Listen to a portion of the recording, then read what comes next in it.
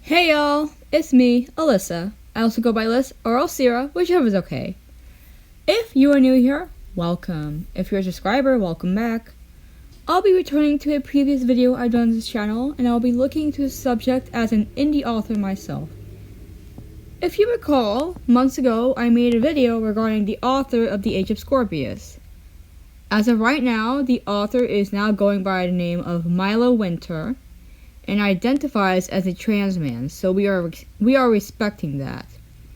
If you wish not to respect that, then you can fuck off my channel. My comments are open to discussion, and we are respectful, not assholes. Do not harass anyone mentioned in this video. A little intro about myself and a few disclaimers.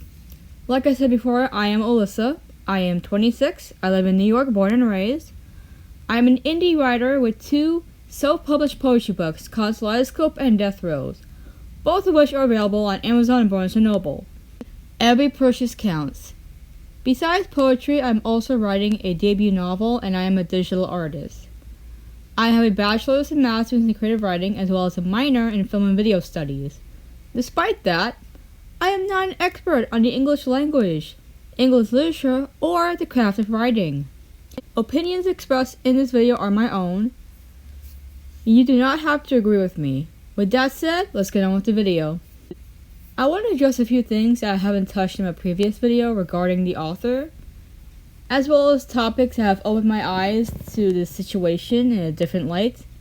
I want to credit Meredith Novaco, Crispy's Tavern, Raised with Rachel, D. Fretter, Dr. Jolie Black, Rae Says, formerly known as Book Lover Laura, as well as Nimisphere.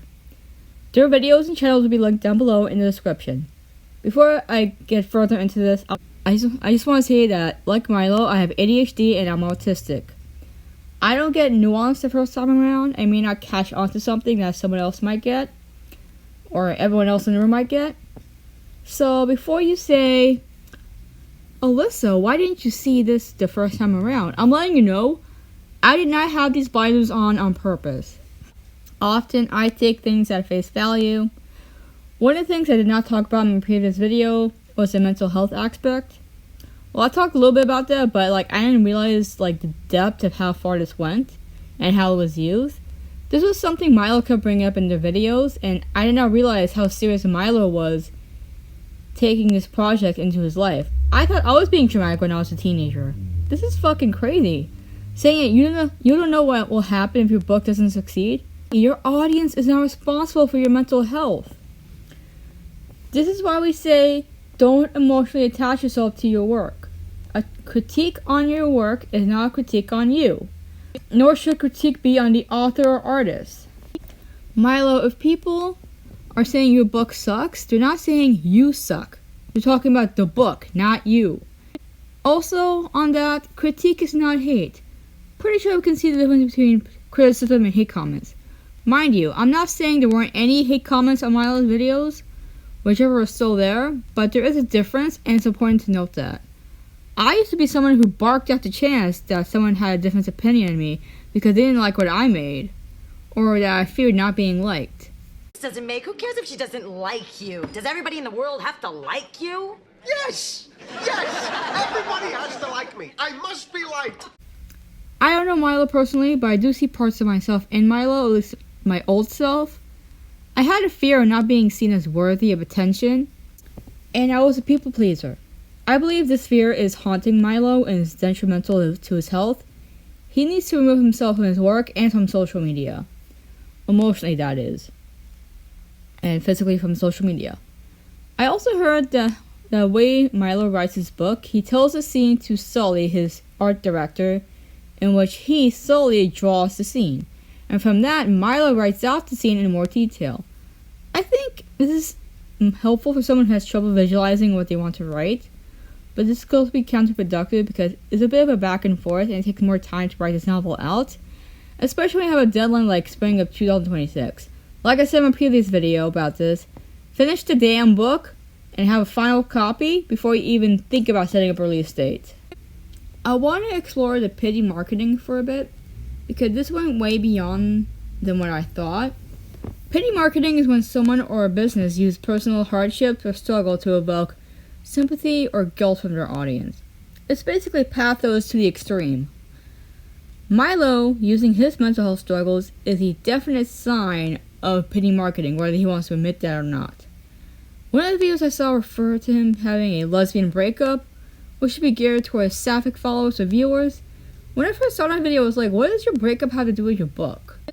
Like, I've been through hardships, but I never used that to promote my books or my art. I would say support your local queer writer or something like that. I never said, I'm a penniless queer indie writer, and if you don't buy my book, I'll be kicked off on the streets. It's manipulative. I'll expand on his trans identity later on, the way he came out. I want to continue how he used his neurodivergence as a shield towards the quote-unquote haters because he saw everyone as an enemy, unless they were a part of his studio. It puts a bad name on the community when you use your identity like that, especially as a marginalized community whose rights are being challenged. Milo still has this fear of criticism, even though he said he accepts criticism. It's very clear that he's not. Rae Says, or Book Lover Laura as she's once known, has a whole video series on that. Attached in the description down below, you know how it is. Let's get to the highly disturbed part. I'm not going to record myself reading the whole essay. I already had enough of that with Oklahoma essay controversy. I will add excerpts here and there to pause, read. This felt like I was reading two essays at once, and it read just like The Age of Scorpius. Very expository, no consistent flow, no transition between flows. This was like a college entrance essay, or a college freshman. Well, Milo is 23, so he's pretty old to be a college freshman. Actually, in hindsight, it's more of, still like high schooler thing, maybe like a 9th grade essay. I still remember when my poetry professor thought I was a 20-year-old senior in his class. When I said 23, he's like, oh, you old. Like, dude, you surfed in Desert Storm. Anywho, Milo starts off with wildfires and driving into a wildfire when he was receiving all this hate and criticism. Why would you do that? It comes up as Milo trying to say that he's attempted to take his own life or describe his mental health. That's not okay. You should not be telling your audience about that. You should be talking to your therapist about that. What is this about? He talks about his time as a tour guide or park ranger for one of the national parks and comes up as wise beyond his years. Reading it again now, it comes off as r/I am 14 and this is deep. There are some positives in this one. He does admit he wrote a crappy book, and I read somewhere else that he admitted to not reading his books after the edits. Like what? However, he brings up something that seems to be haunting him more than his fear of not being liked or criticism. He brings up a TikTok where a certain author was talking about how bad a book was, and this book was written by an indie author. Now at the time, Milo didn't know what this creator was talking about until the pre-order numbers were mentioned, and I don't even know what the exact number was, and I don't care.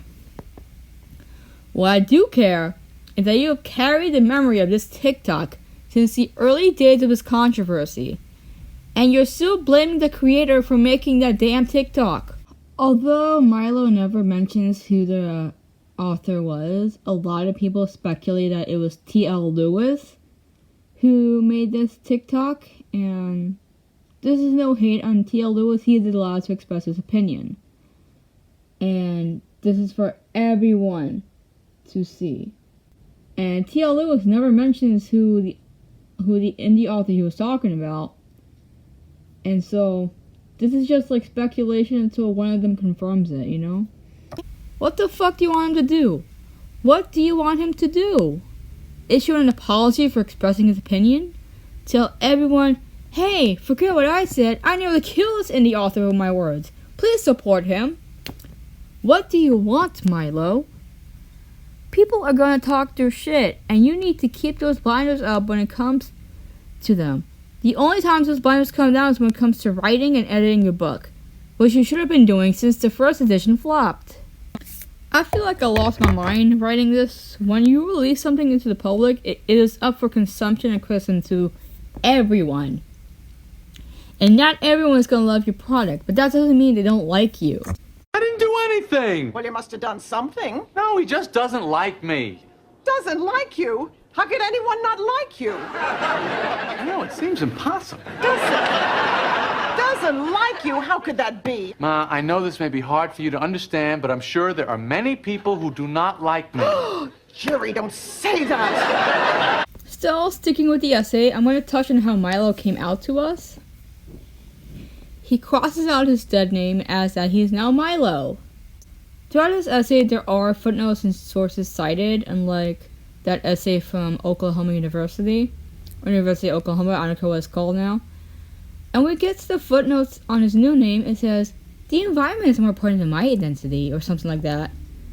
I feel like this could have been taken more seriously other than just giving us another talking point. He could have told us how he came up with that name, or the journey to getting that name, or not put a footnote at all. With the way Milo has been shielding himself with his identity, he does so with his trans identity with saying that he's been reborn through this wildfire or something like that. As if he's saying he shouldn't be targeted or receive all this because now he's trans. He was dealing with this like gender dysphoria or something. Newsflash, being trans does not excuse you from criticism. Also want to point out something else. Near the beginning when he says that he published a shitty book and became the most hated author of the year. First off, no, you are not the most hated author. Okay, Neil Gaiman and J.K. Rowling are still alive. He also goes on to say that he drove into a wildfire. Not to mention that one paragraph about losing weight and not being able to eat. Are we weaponizing mental health against our audience? Are we saying that we attempted to end our lives because you couldn't handle the fact that you wrote a terrible book and you couldn't take the heat? You needed better training on not only as a writer, but also as a public figure. And maybe you also need better money management because why are you using scholarship money on this project? Isn't scholarship money supposed to go to your tuition? That's how it works, right? I don't believe Milo was a scammer because that would mean he knew he was publishing the book at the quality it was. In this essay, he finally reads the book as in shock. He wrote that? At least he admits it. Plus, he also got the refund from Reedsy, a platform that also used to hire editors. But you could also hire professionals like book cover designers, different kinds of editors.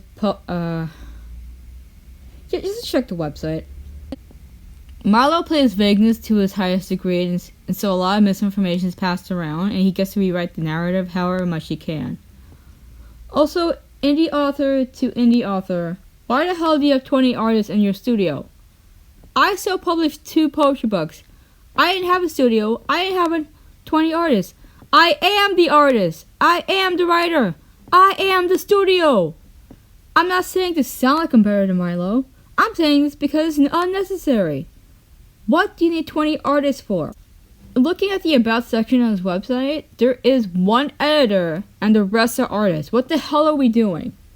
I do want to add that the other night I watched Meredith Novaco's latest video on this situation, and she got a statement from Reedsy as well as the copy editor themselves regarding the investigation and refund. She goes into depth how Milo word things versus what others say. Also want to add that early in the situation, and I'm not sure if I talked about this in my previous video, but the way Milo edits his manuscript, he writes from beginning to end. Like, that doesn't even look at the text, and rewrites it from the beginning. I'm starting to think why people thought this wasn't edited, because Milo probably wasn't looking at what he was writing until it was mentioned just now. There is so much more to uncover, I'm not sure my brain can handle it. When this controversy was unfolding, I was so confused by the country Finland being thrown around. Why are we talking about Finland? Come to find out that Milo is moving to Finland, or has probably moved already. He states that it was due to the social climate for the trans community in the US, which I agree things are getting scary and a little close to home. Like I said before, I do not know Milo personally, so this could be his reason for moving to Finland. I don't know the exact process of becoming a Finnish citizen. I do want to visit Finland for the movements.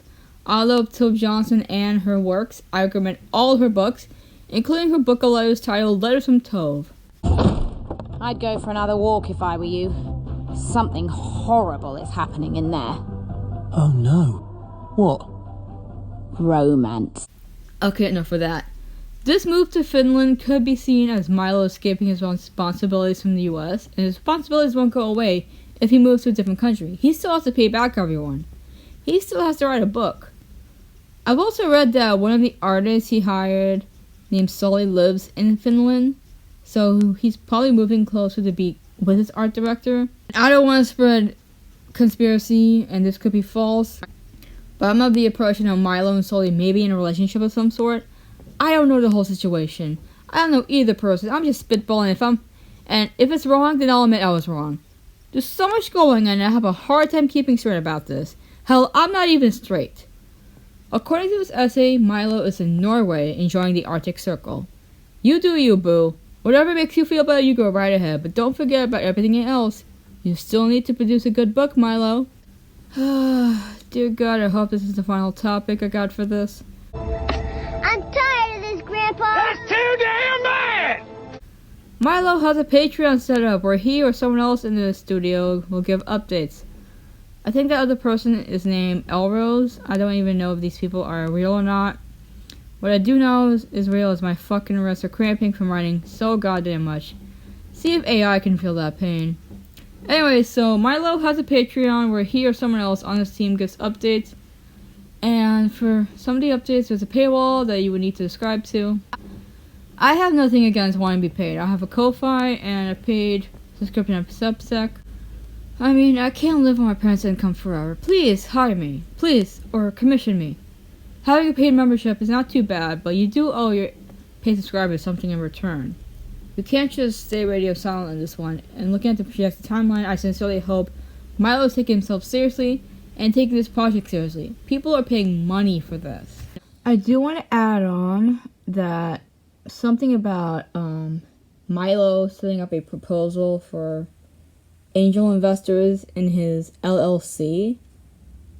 Like, what was the point of that? He doesn't need to do that, but he feels the need to do it. He wants to make himself feel more important. Like, he wants to make a name for himself.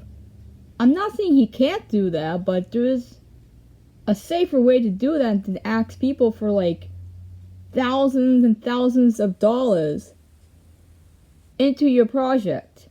Like, this is a book we're talking about. A lot of indie authors don't even do this. I didn't even do this. I had asked for $500,000 for one book. That's crazy. This is something I've been meaning to talk about in my previous video. Autumn Winter is something that Meredith Novaco went into depth about. That is retelling or rewriting the narrative. This is not my first drama. I've been in the commentary community for a while, mostly on the T side. I never did much videos on that because they're hotcakes, very hot off the grill. You gotta let everything marinate and misinformation flows everywhere. And it's almost like reading like high school drama for a bit. I never thought I'd be getting to booktube or author drama, but I'm here for it. This is a topic that I'm most familiar with. Milo gives off people-pleasing behavior and is tearing him from the inside out. Why does he keep making so many videos that reveals a drama within a drama? Why does he cry in most of his videos? Why does he open up his mental health this way? It's more than just pity marketing. This is emotional manipulation and victim complex. The way Milo keeps coming back to try and clear his name and throw more people under the bus is fucking infuriating. If you watch this video from Meredith Novaco, you can see the visceral reaction she gets from the constant pity marketing and weaponization of mental health. Even Dr. Jolie Blacks pointed that out, and Meredith watched it back and didn't even realize it. That reminds me of when I would send feedback to my classmates and point out certain things or patterns that they weren't even aware of. This is how a community works.